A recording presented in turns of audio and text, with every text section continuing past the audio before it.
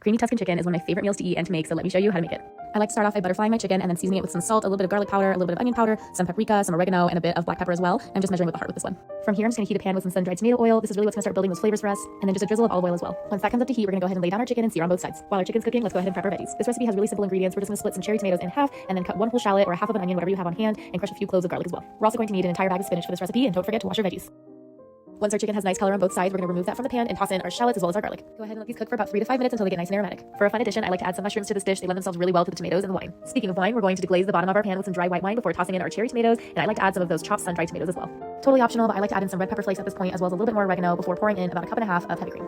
Go ahead and let this simmer and let all the flavors get to know each other before tossing in your spinach. I made a mistake and put my chicken back into the pan at this point, and as you can see, I took it out. So just toss in your spinach first, let those get to know each other, let the spinach wilt down a little bit, add in some Parmesan cheese, and then we're gonna tuck our chicken back into the sauce.